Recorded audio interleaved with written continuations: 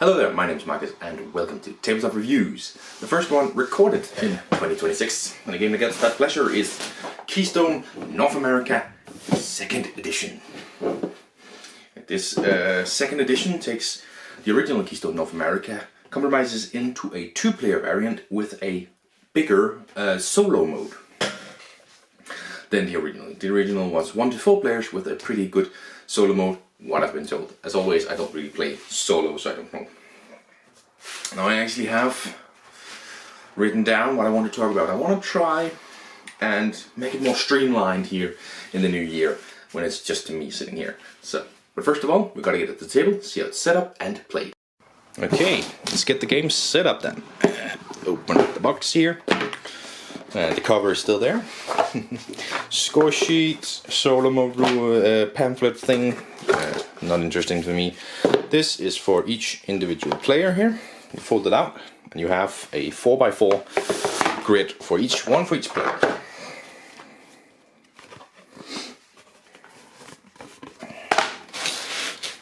Then you have all these tokens right here with a 1 on it. And you have these tokens here. These are dual-sided. So there's one side looks like this and one side looks like this. This is for solo, this is for multiplayer. But just put it in the bag somewhat close by. You have sort of a start player token here, but you know, use it if you want.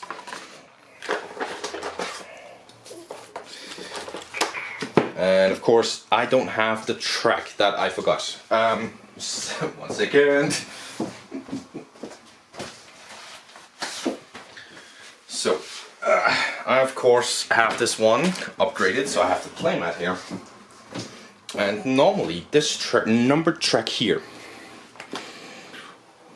is just an individual cardboard token, where you put that down and you place the hourglass token on 5 in a 2-player game. So yeah, I'll just put this to the side, but this one placed on the number 5, right? You also have some acorns here with the number 5 on it, just in case you get a lot of them. Okay, and now just gotta find. So on the cards that have this back are the primary cards to use in the game. Sort of shuffle them up here, and this table is not big enough. And you put them down and flip over the top 5 cards here. 1, 2, 3, 4, 5. Now, full disclosure, some cards that you might see in this one is from the expansion, sort of like this one. As you can see, it has the expansion symbol down here. So yeah, some of them will not be in the base game. Some of these are expansion ones. You also have these cards. These are wild cards. So there's 2 of each. Just kind of place them out here between you, so each of you can see them. You have secret objective cards here. Again, shuffle them up and give 1 to each player. They look like this on the other side, with 4 objectives for you to achieve throughout the game, and an amount of points per achieved. Then you have these little tokens here. You need 5 random of these ones. 2, 3, 4, 5. The order of these ones don't really matter, but need 5 random ones there. And now, no, you're not ready to begin. You need to distribute these out. The starting player gets 5, the other player gets 6. Just as an example here. Okay. Now on your turn, you can choose to either grab a card from here, or take an ability up here. How you grab a card is the one that's furthest on the left is free, and every subsequent card you need to place down one of these synergy tokens on. So let's say I wanted this one. I would need to place that synergy there and there. Then I can grab the card, place it wherever I want within my grid. These ones would be moved over, and next one flipped over. Let's say my opponent wants this card. Well, they will place an acorn here, but then they will take this acorn along with the card. I'm just gonna place it here, making it a little bit easier for the results to show how you score in just a second here. I will take this one and I will take this one as well. Now I'll use that for a scoring example. You could also take one of these up here, as I say. Each of them have some different actions, and it's some of them are these ones here. Just to showcase here, where you place one of these tokens on a card that has that symbol or that symbol or this symbol over here. Let me just see which one I have. I have this one. So let's say I do that one. In this situation that I'm in here, just wait a second.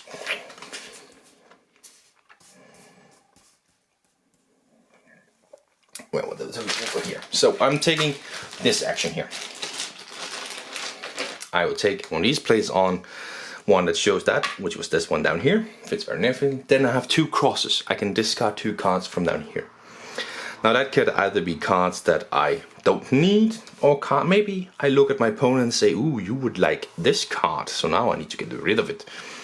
And you just get rid of two in this example, and some over here it says 3, sometimes it's just 1, but it's the same, you know, discard them, put these over. Any synergy tokens that might have been on it needs to also be discarded if you do so. And then you flip it over to the other side. And then let's say throughout the game there's a couple that have been flipped over like this. You can also choose to just take all of these gray actions. Do all the actions, every single one. And then you will move the time track that we placed on the number 5 down to 4, 3, 2, 1, end of the game. That is one way to end the game. The other way is to fill out your board completely. When one's board is finished, filled out completely, your opponent gets one last turn, end of the game. And the same with the round, if it reaches 0 on your turn, opponent gets one more turn, end of the game. One thing you can also do is, if you have 10 of these synergy tokens, you can purchase one of these cards down here. Now each of them belongs to a specific region or area, whatever they call it in the rulebook, but it's whatever number you need them. So let's say I didn't have this snake here. I sort of need the number 2 right here. So I could buy this one, because it matches here, and say it's the number 2. But I could also, if I had these ones placed down here. Let's just say I had these ones placed down here. Let's get to a scoring example here. And this is just an example. You're probably going to score quite a lot more than this. But each of the cards that I have here has this brown symbol. As you see, if I move down, all 4 of them has that brown symbol, and they are all 1, 3, and 5. And I'll say this one counts as the 2. So they are all in numerical order, either going up or down. So that's 4 in a row, that's 4 points. And this one grants an extra point, so that's 5 points. And this symbol right here means that I score it again, so it's 10 points. Now this one over here, they also have this brown one. Bam, bam, bam. And for this one it's 3, 4. So for this one, I say this one counts as a 5. So now I have 3 in a row and no other symbols or anything, so 3 points. And that's how you do it, you know, for every single, oh, wrong way, zoom. For every row and column you score like that.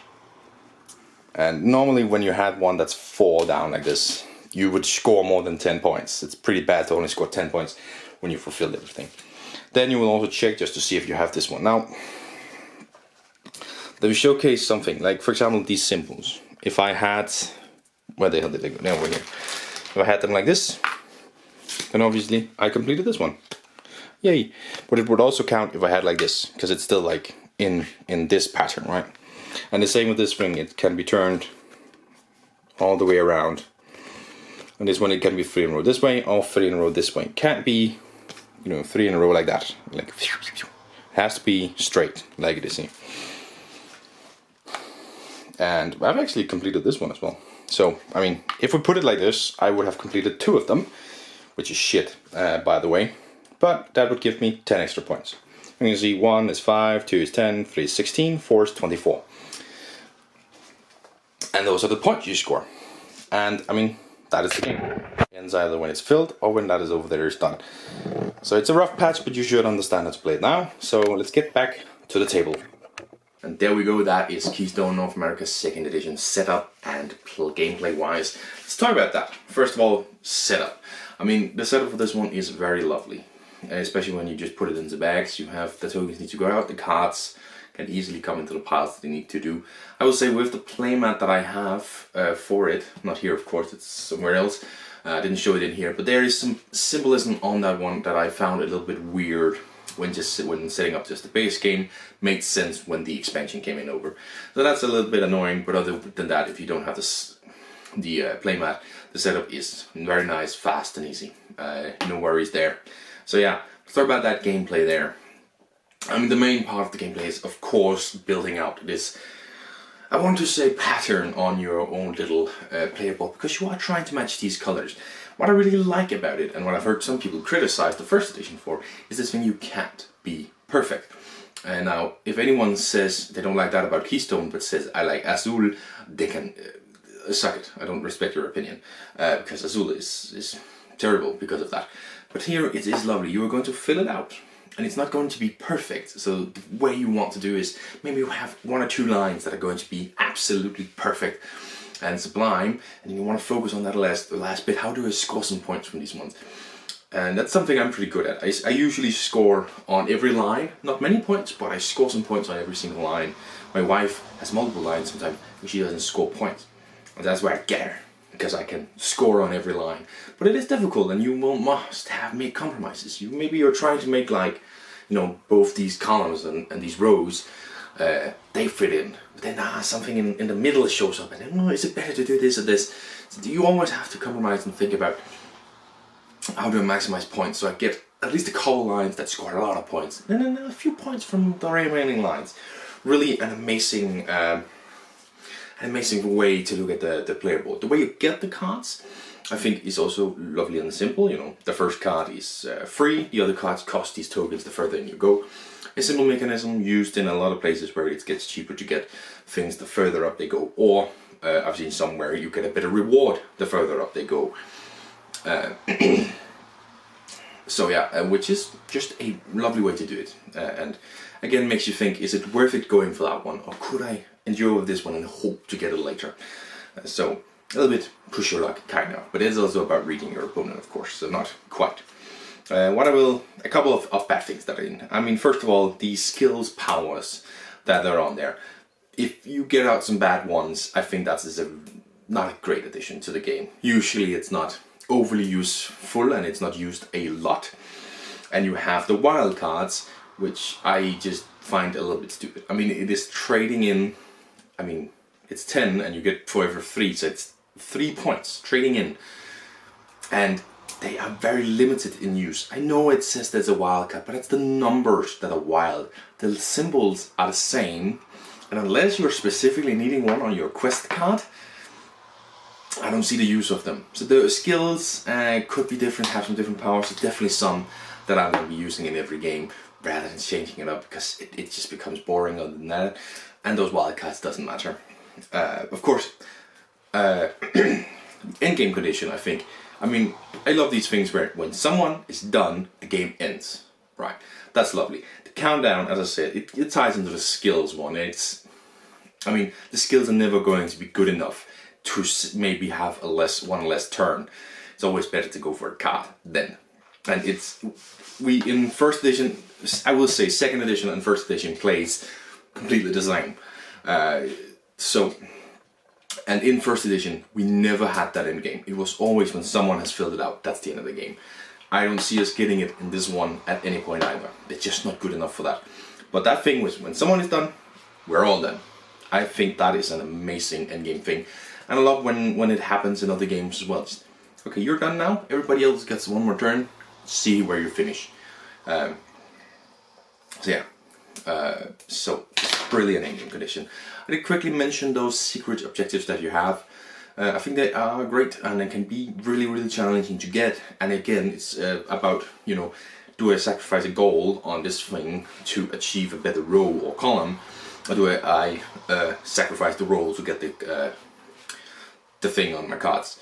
Again, I'm really good at getting the card fully done and the rows good enough. I win a lot. So yeah, so that's great. And that's just about the setup on the gameplay there. Moving on to theme.